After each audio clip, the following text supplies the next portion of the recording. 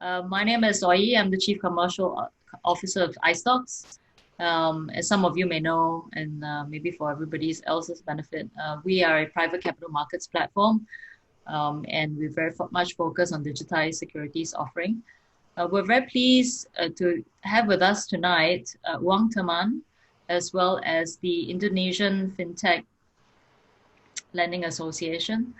And to really give us a perspective of what's happening in Indonesia, what is microfinance doing in terms of facilitating small businesses. And with here to us tonight is Aidil. Aidil is the CEO and founder of UangTeman. Aidil was a lawyer in his past life. He decided to take a sudden turn into the fintech space. And he's a fintech entrepreneur who believes in leveraging data as a way to disrupt the delivery of banking and financial services to the emerging markets of Southeast Asia. Prior to UangTeman, Aidil was also in another and founded another fintech company, which was subsequently acquired in 2014. UangTeman is the first fintech peer-to-peer lending service in Indonesia. Established in 2015, it has a permanent license from OJK. And this is the Indonesian finance regulator. UangTeman is focused on providing financial services in the form of loans to SMEs, MSMEs, micro entrepreneurs, and individuals in Indonesia via its app, which is available on Google Play Store. It is aiming for the 100 million plus Indonesians who do not actually have access to conventional financial services. And UangTeman's vision is to be the leading socially responsible digital microlender in Indonesia. The other esteemed speaker we have is Pak Kus. We're very happy to have him here. Pak Kus is the Managing Director of AFPI. This is the Indonesian Fintech Lending Association. Pak Kus has more than 16 years of experience with demonstrated history of working end-to-end in the financial industry. He is skilled in credit restructuring, business process, marketing management, credit and risk management, business planning, and analytical skills. Pak Kus represents AFPI. AFPI is the Indonesian Joint Funding Fintech Association. And this is an organization that houses the fintech peer-to-peer lending or fintech online funding business in Indonesia. AFPI was appointed by OJK, the Financial Services Authority of Indonesia, as the official association of information technology-based lending and borrowing service providers in Indonesia. So we're very happy to hear from both of them today. Pak Kus will kick off and talk about what's happening in the industry, why fintech lending is so important, and why OJK has appointed AFPI really to be the arbitrator and to make sure there's a consistent standard across Indonesia in fintech lending. Pak Kus, please take it away. Okay. Thank you, Joey. Good evening. Thank you. I am very exciting having here together. Thanks for iSTOX first, and also I am very happy together with Aidil, CEO of UangTeman and founder of UangTeman. In this today, this evening, I want to share you about fintech lending landscape.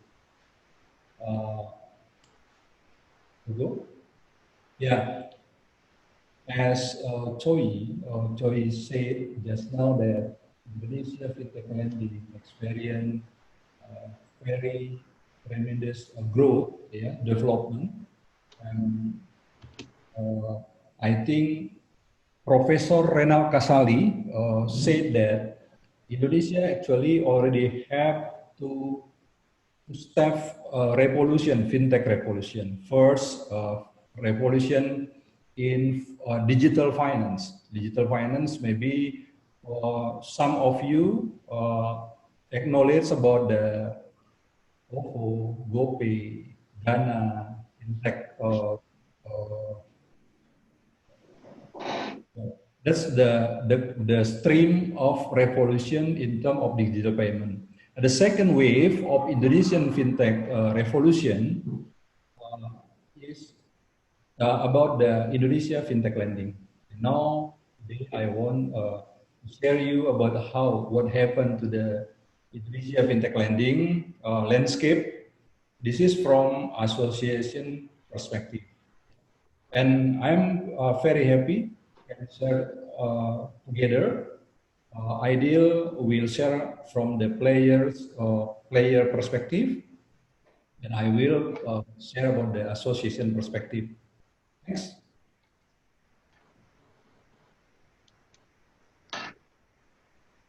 Next. Yeah, this is I think the very basic data about the Indonesian population and also uh, data about the internet penetration. The one slide before. Yeah, Indonesia. Yeah, we have a 272 million population.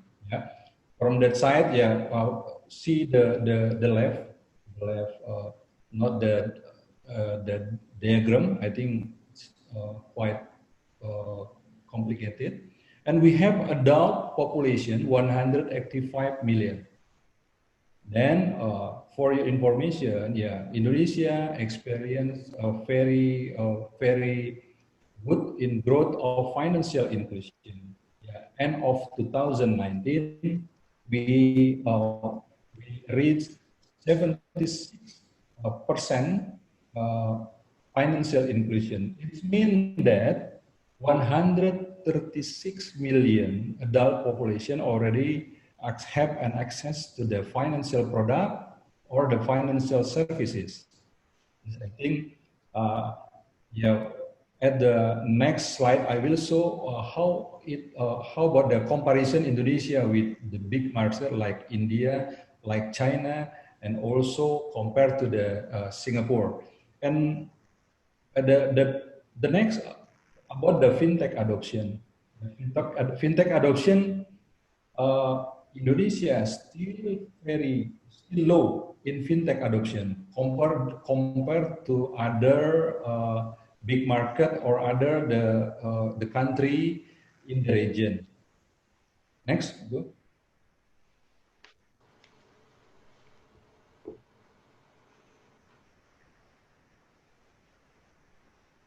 Yeah, this is I want to show you about the current condition related the pandemic. Yeah, the impact of COVID-19 on Indonesian economy. Indonesia economic growth projection to 2020 before COVID is 5.3%. But what we know, the government just announced about the Indonesian economy.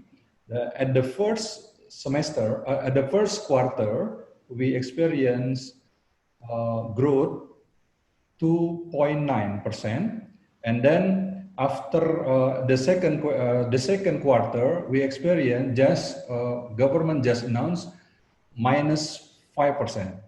But from that data, Indonesia still not fall down to the recession, because the recession, the country should two quarter minus. So we just the first quarter we still positive and the second quarter negative, and hopefully at the third quarter, government already push many program to stimulate the economy. Hopefully we all expect that Indonesian economy at the third quarter will at least 0 or 0 to 1% in growth. Of course, the condition of the declining of the economy impact to the poverty and also the unemployment. But next, go.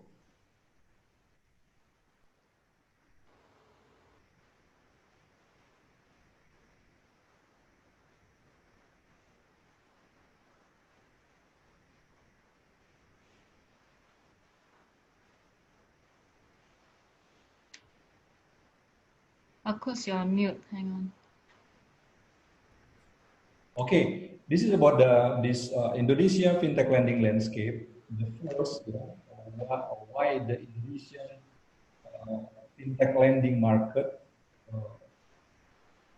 very promising, because we have from the data from the World Bank and IMF and also MSME World Organization, that Indonesia we have a total funding requirement about 1,649 trillion rupiahs, and the capacity of traditional industry, traditional financial services, only the 660 trillion rupiahs. I think this is about the gap. Indonesia have a gap, finance gap or credit gap, 70 billion US dollar a year.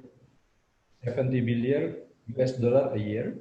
And the best record of we all together, all the players together, the best record is the previous year, 2019. We disbursed 4 billion US dollar. So the gap is still very huge. This is what. That's why I think, although the regulation now we are in the moratorium, no new register, no new register platform for the peer-to-peer lending. Yeah, that's the policy from the OJK.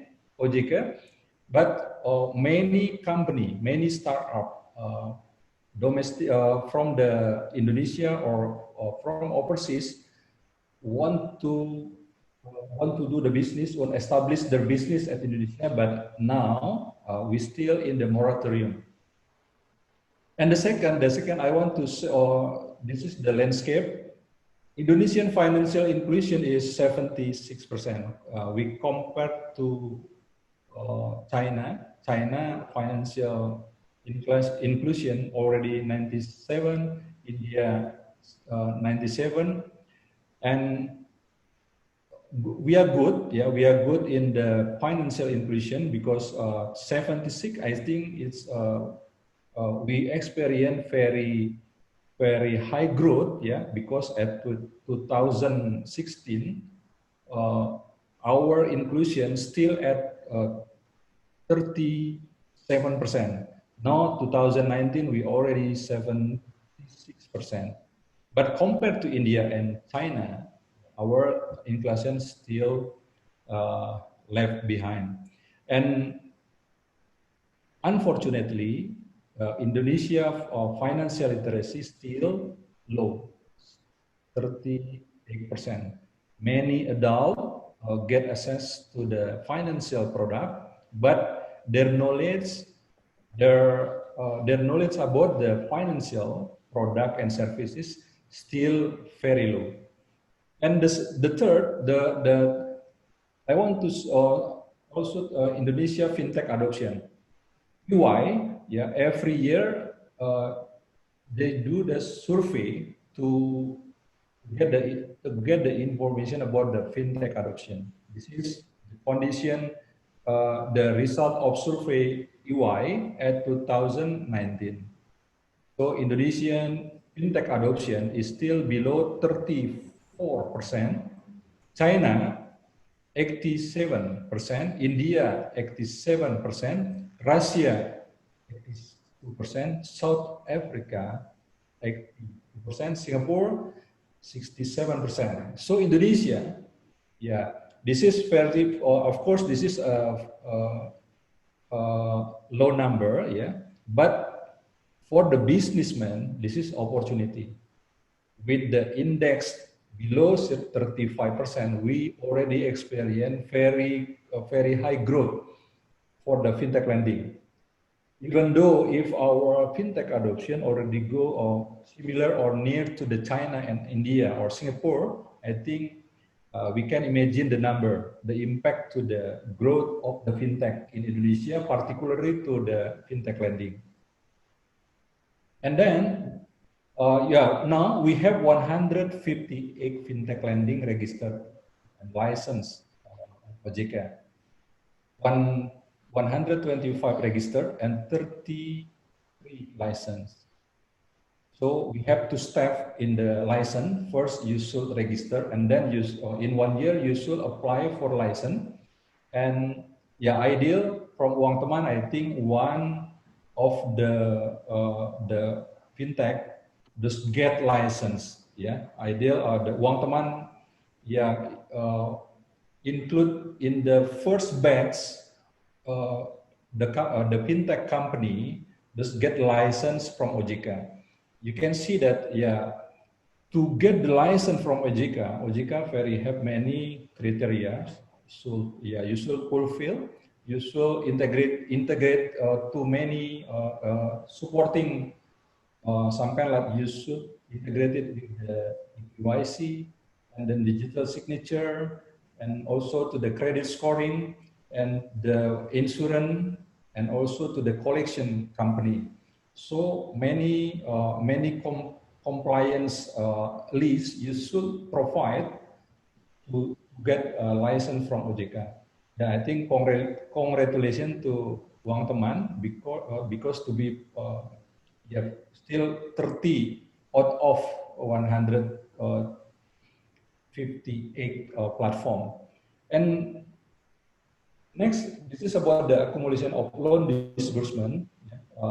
We accumulated since we are in the fourth year. Yeah, for 4 years, we will celebrate the 4 years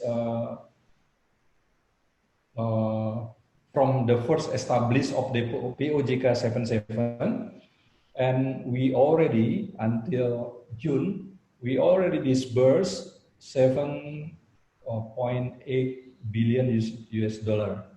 Yeah, still I think if we compare to the credit gap is still low, but the industry already disbursed 7.8 billion US dollar.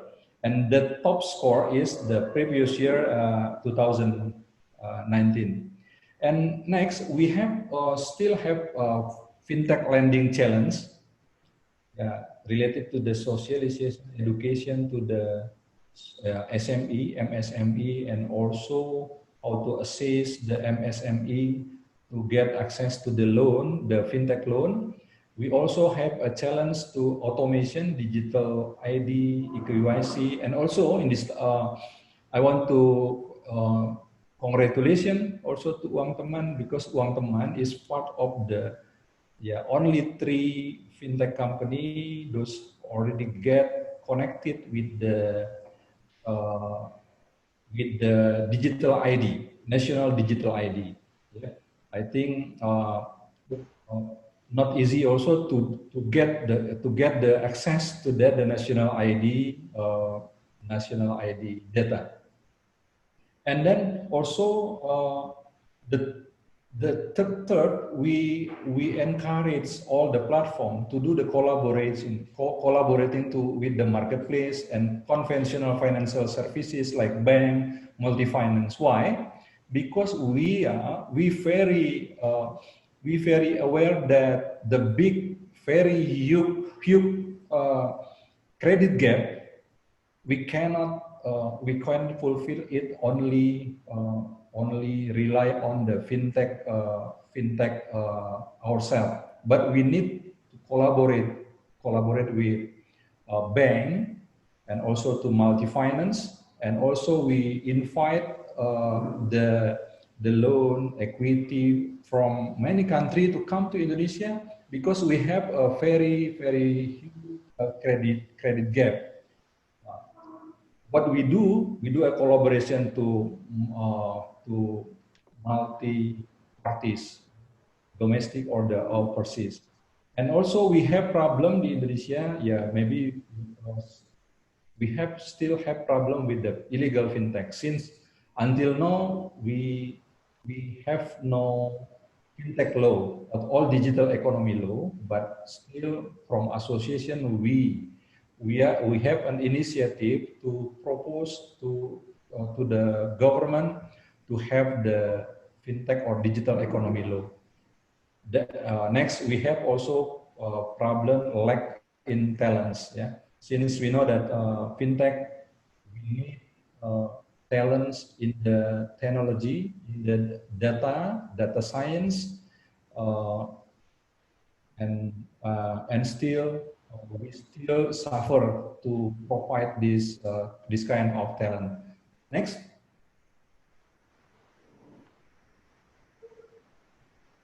Next. Yeah. Indonesia economic growth to 2020 first quarter 2.97 and second quarter minus 5.32%. Yeah, this is my question to you all this evening. What do you think about fintech lending growth? Yeah, the economy experienced that growth at 2.97 and second quarter minus. Yeah. What happened? What do you think about the fintech lending growth? Next, go. Yeah. This is the data for loan disbursement 2017 to and estimation 2021. Yeah. We experienced very high growth from 2017 to the 18, 567%. You can see from the diagram. And let we see the what happened at 2019 and 2020. 2019, we have a top record in disbursement, almost 60 trillions or 4 billion US dollar. And yeah, since we face during the COVID 2020, we estimate that this year in 2020, disbursement of our peer-to-peer lending disbursement all together or platform as industry will be 61 trillion. Yeah, almost same with 2019, with the growth 5%, and then 2021 we hopefully the market will growing at least 30%. And from this is the left table. In the left table, you can see the Q1 to compare 2019 to 2020. Yeah. Q first quarter we still experience 100% growth. Second quarter minus 13. Semester one, the first semester we experience 41% growth, and third quarter, yeah, this is estimation. The disbursement will minus 70%. Q4, yeah, minus 14% compared to the previous years. Yeah, the same quarter at the previous year. In total, in the 2020, the growth will hopefully will 5%. Next. That's the condition. Maybe you can imagine the comparison between the Indonesia economy to the fintech lending industry. Hopefully we can contribute to the economy with the better growth than national economic growth. Yeah, this is introduction about the fintech AFPI, Indonesia Fintech Lending Association. We established at 5 of October 2018, appointed by OJK at January 17, 2019. Now we have 150 members engaged in productive, multi-purpose or consumptive loan and Sharia-based or Islamic finance business model. We have a customer protection framework, code of conduct. We have ethical committee ethics committee is come from independent lawyers. They do pro bono activity for industry. They will decide give the sanction to the platform those violate the code of conduct. And then also we have a customer complaint channel, jendela or window. This is very important for us. This is very important for us because we can see what happened to the industry and what happened to the platform from the complaint customer. We open to the customer and all to the people to complain about the services of the platform. And thanks, Aidil. I think UangTeman until now we have no complaint from your customer. Yeah, I think that's good news. Yeah? And hope we can keep good. Yeah, because yeah, we check how about the services, about the compliance of the platform from the consumer complaint side. Yeah. Okay, next. Yeah, this is vision for association, encouraging access to funding for inclusion through digital financial services. The mission is, I already talked to you about the finance to fulfill the finance gap, and the architecture of API, what the activity of the association. We do a policy advocacy to government, to regulators, and also we have a code of conduct, keep how to supervise, make the code of conduct, member comply, and do the code of conduct. And also we have activity in literacy and education. We have knowledge and data intelligence. We are very happy that industry now we have fintech data center.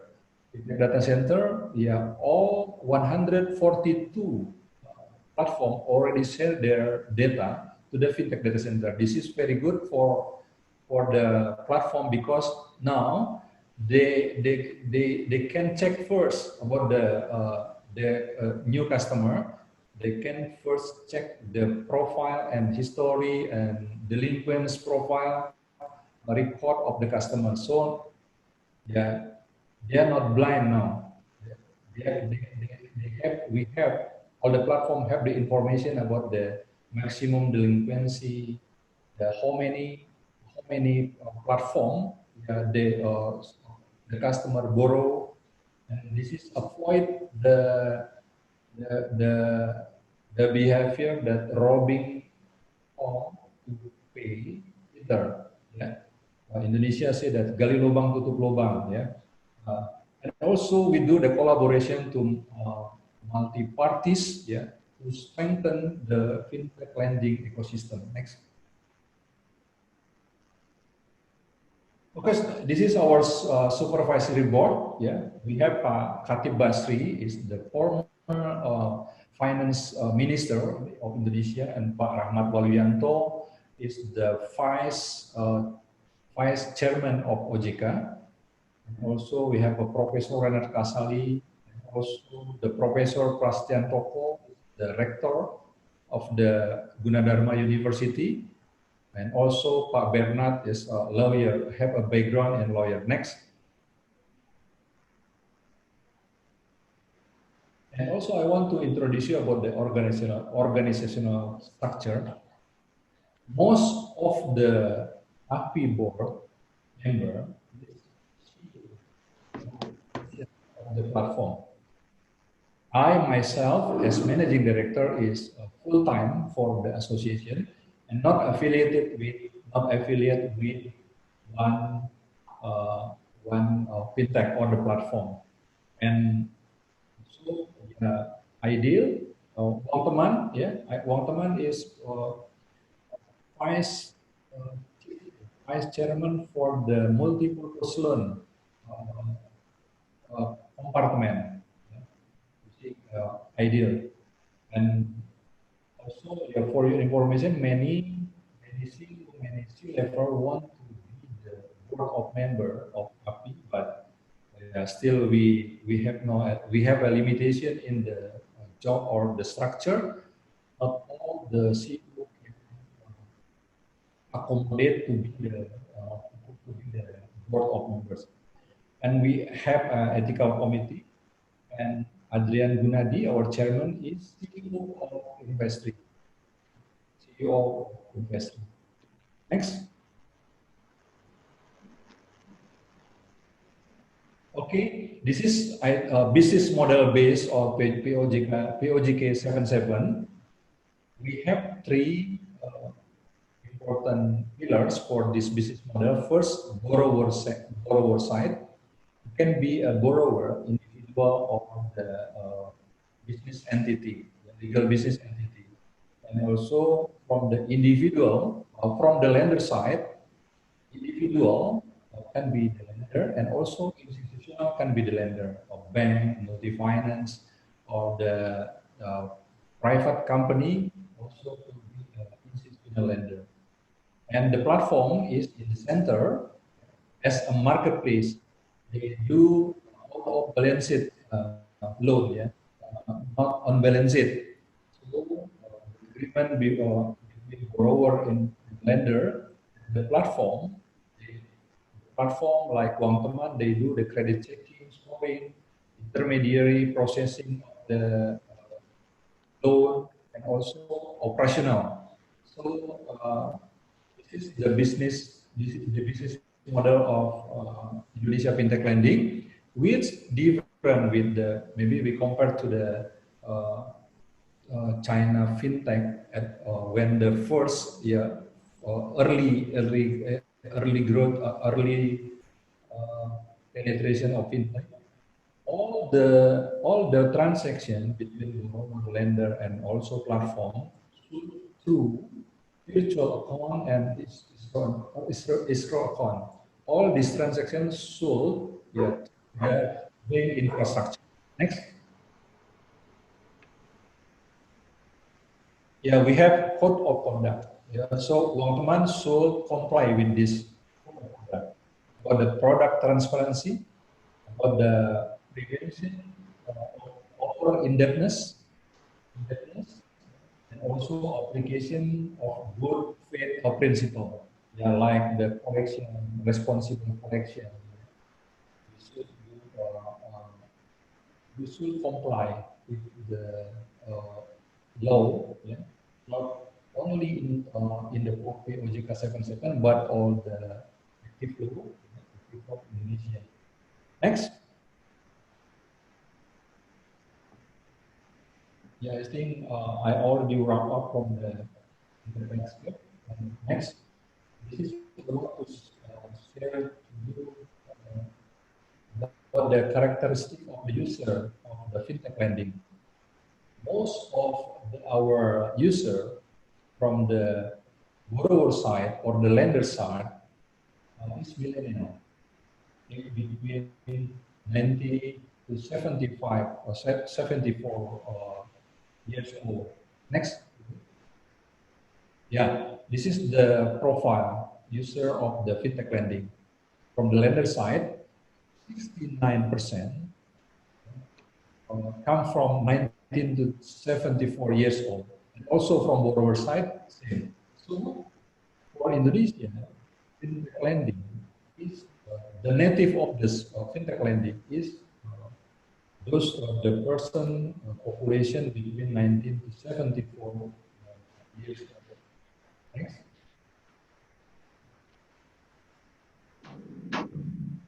Yeah. At the left side is current condition. I already we have lender 9,000 lender as of June 2020. We have borrower in our fintech data center, 25 million borrower, loan aggregate 117 trillion. Also fintech player. The opportunity, how about the opportunity? Yeah. Beside the credit gap, also we have an individual 186 million productive population with over 19 years. Also, we have unbanked SME. 46 million SME have no access to credit. This is, I think, the very huge opportunity to do business to support the business of SME, and also unbanked population 132 million individuals have no access to credit. Next. This is the loan product. I think you can see, yeah, we have SME loan, micro loan, multi-purpose loan, and daily loans, or payday loans, yeah, with the range of range of the fees, interest, and also the loan limit, yeah. But for the maximum loan size is 2 million rupiah. 2 million rupiah. Dollar, yeah, in dollar maybe one, yeah, maybe Aidil can help to convert to Singapore dollar. And also, yeah, we have many cluster of the SME. Next. Yeah, this is 17% of household debt for gross domestic product. Indonesia is very low compared to the other country. Australia, Indonesia still 17% household debt to GDP. Yeah, to GDP. We have still huge opportunity to expand. Next. Yeah, this is almost overall fintech peer-to-peer lending has productive and consumptive business model, and also I think one, as I know, not only the consumption but the loan used by the borrower to help their productive activity, productive business activity, and also social impact like for education. Next. Yeah, I think this is already you see from previous slide. Yeah. Next. This is before COVID. You see, this is before COVID data, and Indonesia also we have several segment impact from the COVID, high exposure impact. You can see like motorcycle, credit finance, aviation, and then industrial processing, and also sales of car and motorcycle. Get a high exposed impact from the COVID, and also we have the low exposure. And even though the growth, yeah, the growth segment for like healthcare, distribution, or the digital ecosystem, and also the transportation, be the good growth during pandemic COVID. Next.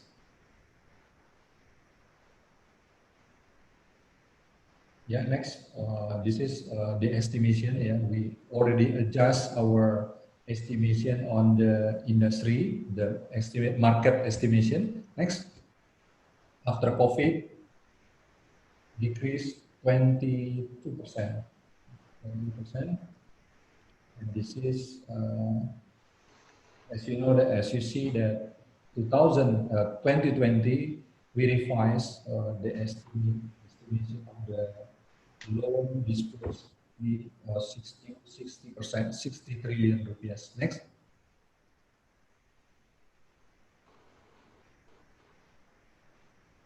Yeah, we have a working group, yeah, in association, and also thanks to UangTeman. Yeah, UangTeman is one of the platform who's very active to our working group, and thanks also to Aidil. Aidil is chief of the data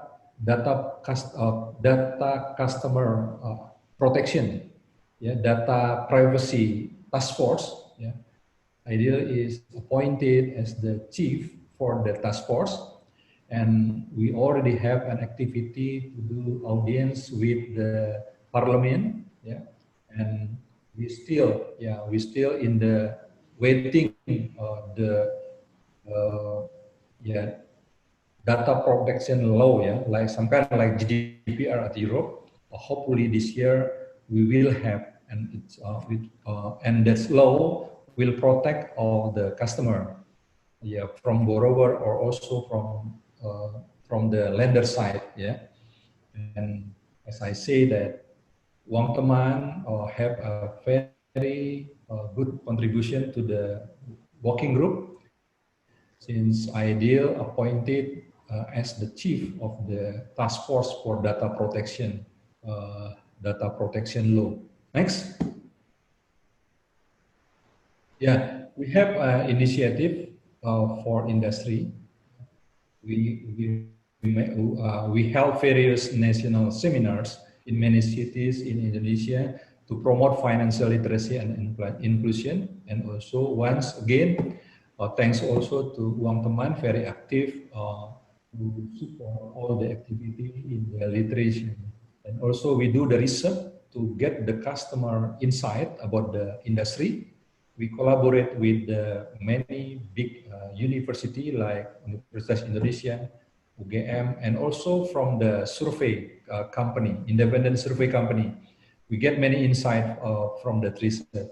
Also, we do the certification to be a director or to be commissioner and also to be the shareholder at the fintech platform at Indonesia. You should attend and get the certification seminar, and also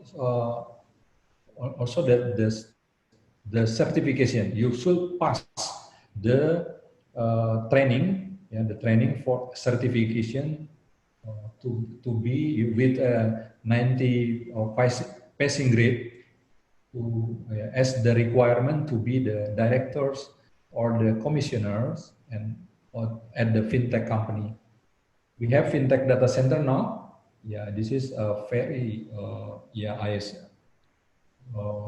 we are very proud about this achievement. We have fintech data center. We have data transaction more almost 100 million data transaction. Yeah, it's come from 12 million borrower. Okay, I think that's all from AFPI association perspective. Yeah. Thank you, Pak Kus. Thank you, Pak Kus. Appreciate it, and many thanks to iSTOX also for holding this seminar. I'll just like to quickly take you guys through basically, I mean, a lot that has been said by Pak Kus is really relevant already, and I think pretty much he's taken the words out of my mouth of my presentation. So I think I'll just focus mostly on as a player, right, and what more as a player who initially started this industry back in 2015, April 2015, before there were any regulations whatsoever. So I'd like to give you a quick overview before I see that many interesting questions. Next. So this is an overview of the company itself. We are actually a Singapore holding company that owns the licensed entity in Indonesia.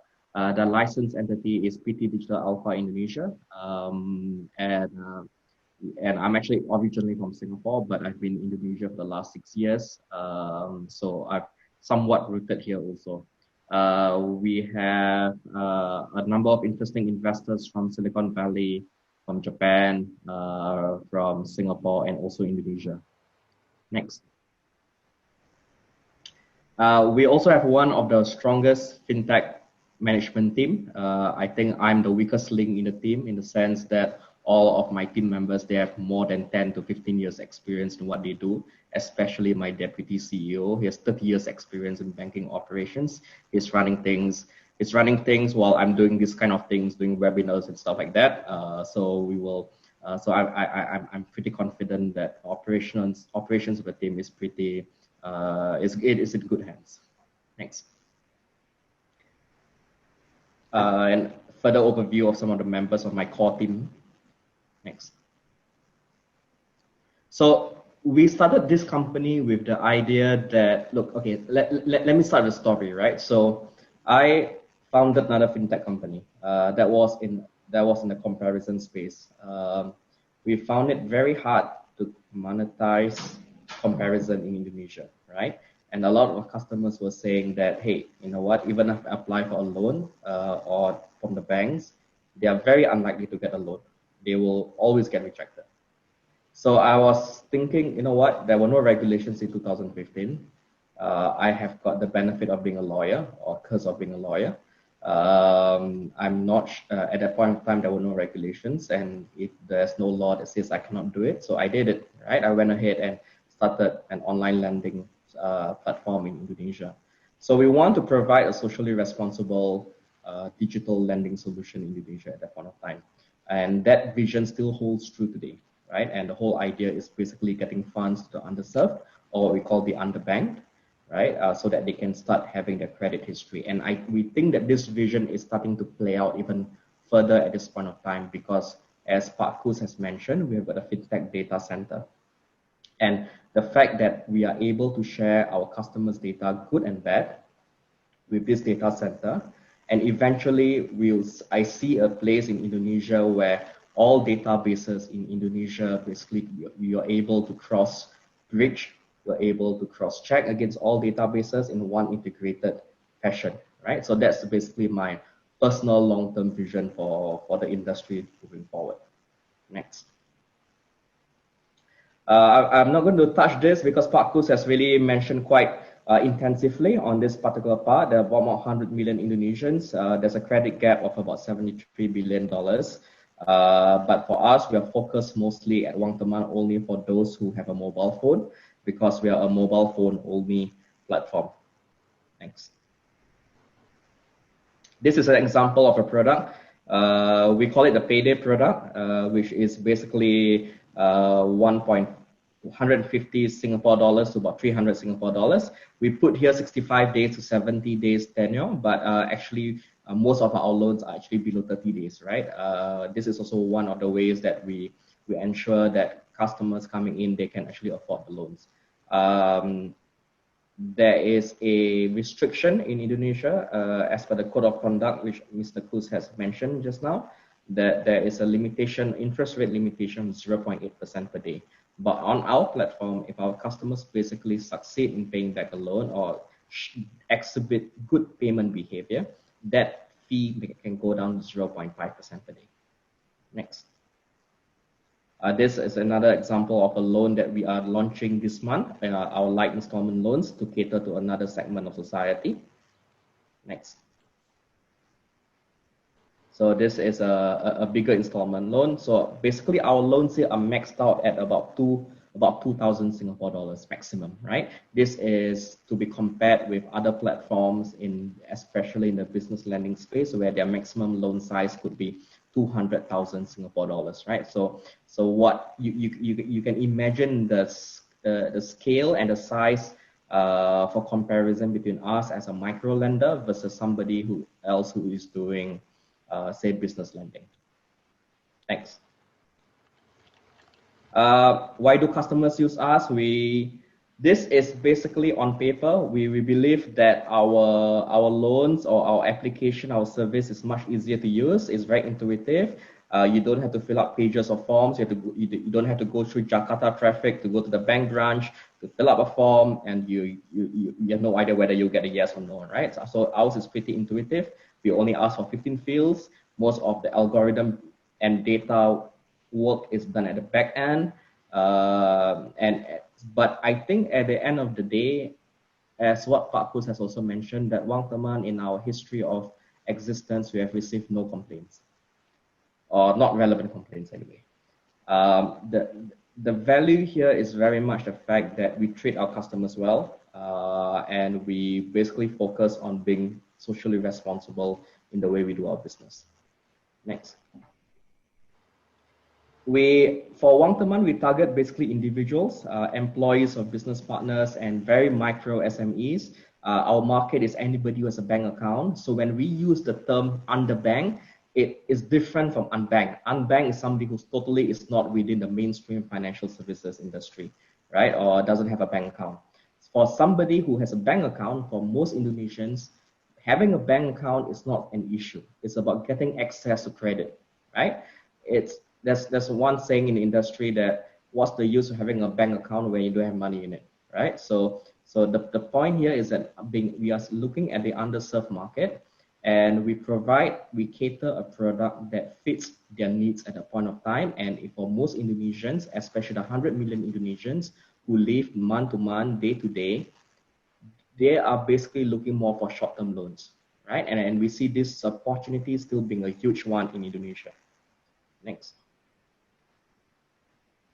For UangTeman itself, we have started since April 2015. Our algorithms is quite mature. As you can imagine, we have processed more than 500,000 loan applications. And we have gotten a patent in Singapore. But more importantly, and this is something I'm personally proud of, is that we have access to databases, right? For example, BPJS, which is a social security agency in Indonesia. We are the only fintech that has access to it directly at this point of time. I'm able to assess basically, how much you're earning and where you're working. And as what Pak Kus has mentioned, UangTeman is one of the 3 fintechs today that have access to the ID Bureau of Indonesia under the Ministry of Home Affairs. And it's quite tough to actually get entry into this kind of databases. Now, what does this really mean for investors or to platforms, right? It's very simple. Number one, you get to underwrite more accurately because you have access to better data. That's very important for risk management. Secondly, it drives down the cost of underwriting. That's very important because before UangTeman had access to these databases, we were paying around $3 to $4 per loan application, right? To a third party in order for them to assess the risk, to assess the validity of the data. Now with free access to these databases, I get to save $3 to $4 per loan application, right? And imagine as I scale the company to save 500,000 loan applications per month, that's how much I get to save, right? So it has a very deep impact on our business operations in terms of scalability. Next. And also, I would say one of the reasons why the company did not have to bother AFPI and Pak Kus with any complaints from customers is the fact that we hold standards internally quite high. And we do that because we integrate all the core functions across the lending value chain in-house as much as possible, right? Software is built in-house, our algorithms are built in-house, we do sales marketing, we do collections in-house, even our legal team is in-house, right? So this is a focus on basically ensuring that we have the proper functions to operate like a financial services institution, right? People say we are fintech, but people forget that you are financial services first and technology later, right? That's why it's called fintech. Next. We have, as I said, we have a number of interesting investors. Tim Draper invested in us, KDDI, Global Brains from Japan, China, Papaida, one of the biggest P2P platforms in China, basically also invested in us, and Alpha JWC also invested in us in Indonesia. Our advisors are Mr. Alwin Rashid, who used to be the ex-CEO of CIMB Niaga, extremely experienced man, more than 30 years experience. Mr. Firdaus Jalani, who was the head of OJK's non-bank financial services in the previous term, and Mr. Giulianto, he is used to be ex-CEO of Accenture. Next. The view is that a platform in Indonesia cannot survive alone with just consumer loans or what we call a multi-purpose loan. They have to do productive lending for 2 reasons. One, if they don't do productive lending or business loans, eventually they won't be able to reach a necessary scale in order to invite more capital, to attract more capital. Number 2, I think by law, there is an instruction from OJK to ensure that all consumer lending platforms ensure that they have at least 25% of their portfolio in productive or business lending. So that is a reason why we need these two areas in order to build stronger sustainability in the industry. Next. This is more of us. We are, even though only in Indonesia for the last 5 years, but we are looking to do a Southeast Asia play the next 4 to 5 years before we do an exit. Next. So this is an overview of the use of our loans, right? 31% majority of the loans is being used for micro businesses purposes. In Indonesia, unlike in Singapore, where the culture is a little different, and this I found out is that basically half of my office people, they have jobs working day to day, but half of them have some sort of business going on, right? They're selling stuff on Tokopedia, selling on Instagram, having catering businesses, and so on and so forth. So these people, they basically need loans to operate those businesses and to launch new businesses, right? And these are basically statistics that we gather from our own customers. And this is the impact that our loans actually have on our customers, in the sense that they're able to hire more people, get more capital, more stock in for them to change their business. Next. This is an example of one of our real customers who we actually help increase their profit by 3 times by just giving a $300 to $500 loan. Next. And somebody we actually help to basically hire more people to run their businesses. In this case, this lady basically borrowed, I think, about $300 every month basically to operate her, what they call that, baby scarves business or baby cap business. Next.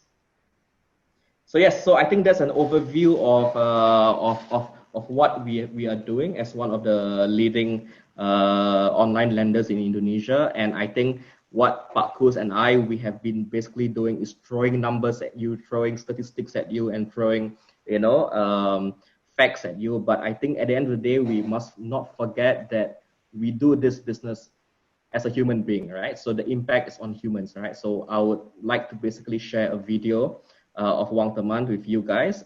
So guys, go ahead.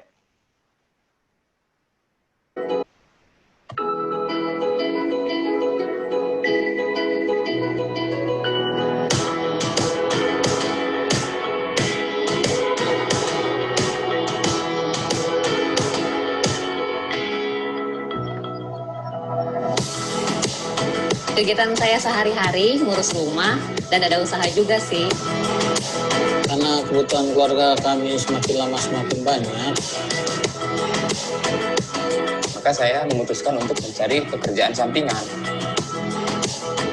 Kalau oke mah apa aja lah semua dijalani, karena yang penting halal ya. Harapan saya ke depan, semoga usaha saya bisa berkembang lancar. UangTeman lebih dari teman, karena saya merasa aman, dimanapun, kapanpun, selalu setia di genggaman.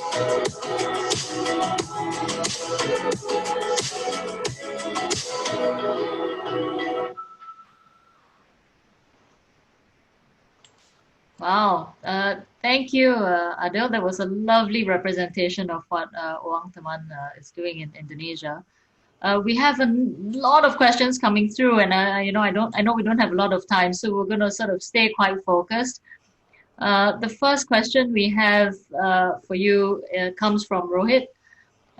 What is your trend? What are you seeing in terms of trends in NPLs, and how are players like you managing credit risk at the moment? I think we must acknowledge that given the current situation of COVID-19, the risk environment has increased tremendously. The risk in the environment, especially credit risk, and this is why I think it's important for us to understand that being able to verify data and to validate data is even more important in an environment like this. To give you an example, our applications number have actually increased between 30 to 40% of the last few months. Early this year, when the COVID-19 situation started coming in and people were getting laid off and stuff like that. But obviously, our approval rates, we ramped down a little because we want to ensure that whoever gets through the gates are actually creditworthy, right? I give an example. Our approval rates before COVID-19 for a new borrower is around 10%. but for a repeat borrower, it's around 90%, right? But post-COVID, I mean, in the current situation, we are talking about an approval rate of a new borrower of below 5% and approval rate for a repeat borrower at around 60 to 70%, right? This is basically our response to ensure that our NPL or our risk is managed fairly well during this crisis. We also avoid lending to certain sectors, for example, F&B, hospitality, those areas were, that have been, those industries that have been basically hit quite bad by the COVID-19 situation. Early this year, our average NPL was 5.1%, but as of last month, it was 4.7%. It actually went down a little, right, over the COVID-19 situation. That's because we were very careful about our lending. Thank you. Next question we have, what is the advantage of UangTeman's credit model compared with other platforms? Okay, to be honest with you, okay, I may be shooting myself in the foot here, but people may say they have the best technology, best algorithms, best models, but if you really look and do your due diligence at my model versus somebody else's model, you'll find the same techniques. You'll find the same machine learning or you call it AI kind of techniques behind that, right? The difference between our model, what would differentiate us versus others is simply that we get access to more data. Look, I think financial services, especially lending, is just common sense. It's just about you're selling money. It's the easiest thing to sell in the world, right? You're selling money. Everybody wants money, right? It's about who you give the money to. So it's being able to validate data, as I said earlier. So being able, if your models are able to access more data, cleaner data at a cost-efficient way, that makes your models more efficient and better than the rest. Not because of the technology, but simply by the quality of data that you can get. Thank you for that. I have a question from Matthew. Do either of you, Aidil or Pak Kus, do you have any data on borrower default rates in terms of the industry, Indonesia P2P loans? And also, do P2P lenders typically benefit from any form of security? And what does a typical enforcement process look like? Maybe Pak Kus? Yeah, or more than 50% decline of the loan disbursement. Of course, it will impact to the default rate, or in NPL rate, but not the fundamental, but the ratio. The ratio will increase, and I think from our side, this is still the accepted rate, for the fintech, since 95% repayment rate, come from different cluster. Productive loan, I think the very low default rate, less than 2%. But the consumer loan, commercial, we have more than 5%. But the risk trade off with the interest rate also. I think I'll just add on a few things, right? I think there was an element to the question regarding enforcement. And security. And security. I can only speak for my particular segment, which is basically multi-purpose loan or unsecured consumer loans or short-term loans, whatever you may call it. There's no security, right? You're giving an unsecured loan. That's why we are able to charge higher interest rate, simply because the risk is so much higher, right? That's what Pak Kus has alluded to. But the one thing which has not been mentioned here is that Indonesia is one of the very few markets in the world when it comes to online loans that you are actually required to have credit insurance, right? So in essence, all licensed and registered players, you're supposed to sign up for a credit insurance that covers defaults on your platform. So effectively, you have transferred the risk to a third party, i.e. the insurance company at this point of time. As far as UangTeman is concerned, we know that we have one of the highest insurance coverage at 85% of the loans. That means to say, let's say if you as a lender, you put $100 on my platform and touch wood, that $100 defaults past 90 days, the insurance will pay you 85% of the $100. So you get $85 back as a result of insurance. So I think this is a way of which the government is trying to ensure that of good credit quality and to ensure that investors' interests are protected too. Yeah, well, here's another question for you. Again, relating to COVID, there's quite a lot of COVID questions here from Reno. Yeah. Well, you know, how are you shifting your marketing strategy during this COVID situation, and, you know, perhaps some of the risk measures you're taking around that? This is a cheeky question from Reno because Reno is my ex-employee. But thank you for joining the call, Reno. I think our marketing strategy at this point of time is more focused towards and working with. Okay, so the first 4 to 5 years of our history, we have been doing what we call a B2C marketing, effectively Instagram, Facebook, Google, and, you know, the usual suspects, right? But right now, because of the increased risk in the environment, we are now, I won't say pivoting, but I would say use the word expanding into basically working with B2B2C model, meaning that we want to work with companies, for example, payroll lending. We want to work with platforms like e-commerce platforms like, say, Tokopedia and whatnot, so that we can offer loans to their merchants and to their users.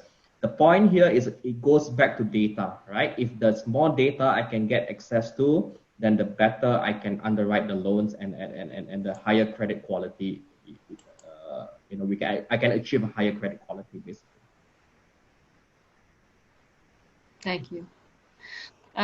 Next question we have, in this, to the both of you, what are the differences between licensed and registered P2P lending fintech in Indonesia? I think Pak Kus is better placed to answer that question. Pak Yes, Kus? we have to stamp in the registration, in the license, in the P2P lending. I think this is very different with other license process in financial industry. First, you should get register. To get registered from OJK, you should fulfill some requirements. You should do the live demo to OJK, and you should also send your director, your commissioner, and also shareholder to attend the seminar. After you fulfill all the requirement, you will get the registered at OJK. After registered at OJK, you can do business as usual. You can do a business as usual. You can sell your product, offer your product to the people, and then this is a good or the smart way to Indonesia government, yeah, to encourage startup in the lending space. Yeah? And with this scheme, now we have 158 platform. Yeah. After register, you have time 1 year. You should propose to get the license, to get the full license. To get the full license, you should, as I said before, that you should integrate it with the KYC, the digital signature, credit scoring, yeah, and OJK will check. You should do the live demo to OJK, and also OJK will check to your office, to check to your directors about the integration. After that integration, also from the license will released by OJK Commissioner, yeah, Paris Binandi. So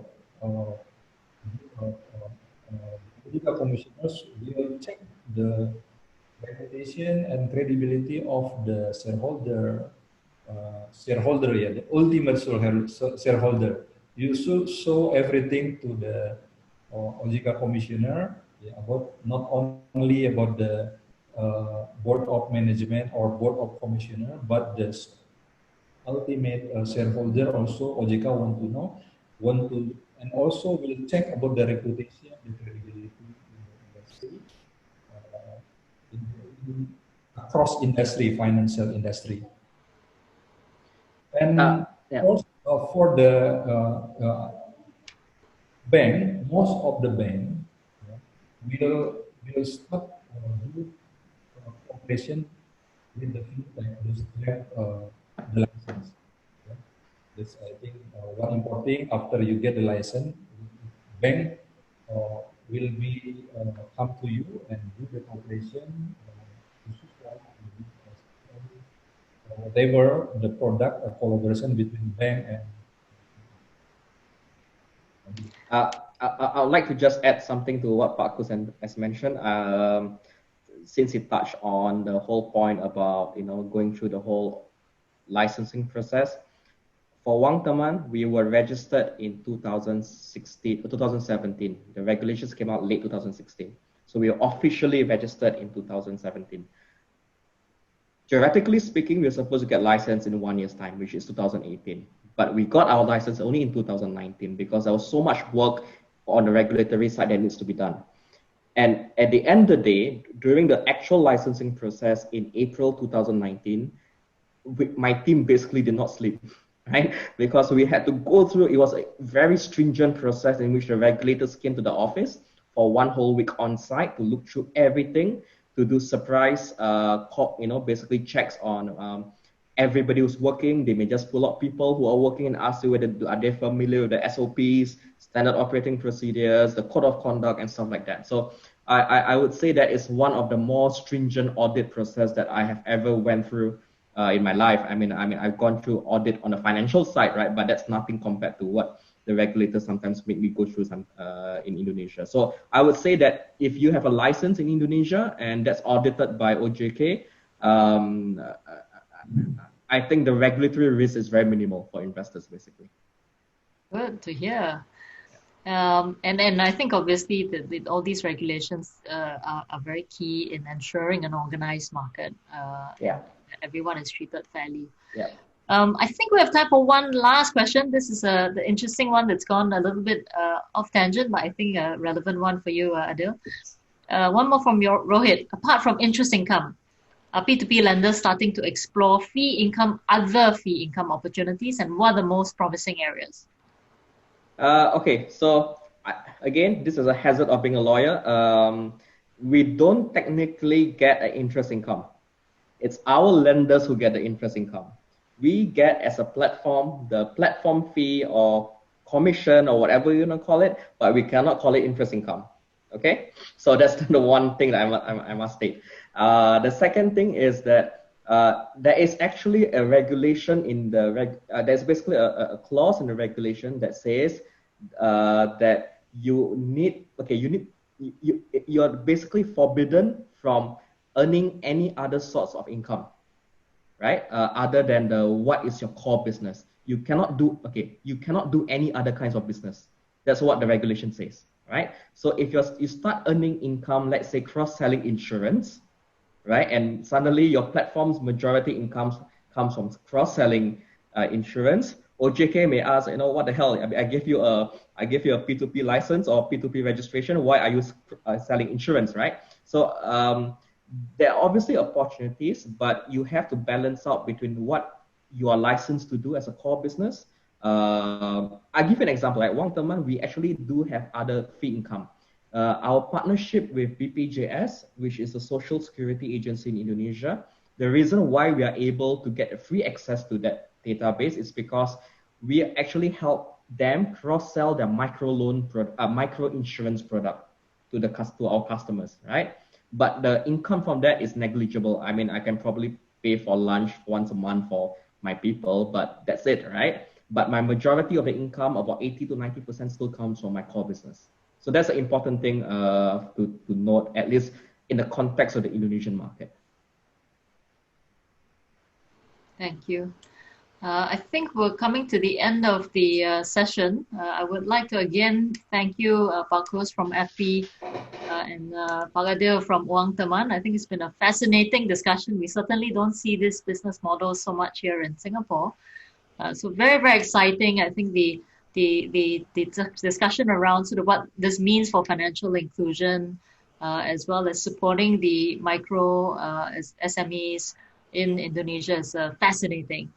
Thank you everyone for joining us. I know it's a late evening. We will let you go have your post-dinner drink right now. Thank you for joining us, and we hope to see you soon. Thank you, Thank you, everyone. Thank you very gentlemen. much. Have a good Dialing in evening. from Jakarta. Thank you Bye-bye. very much. Good evening.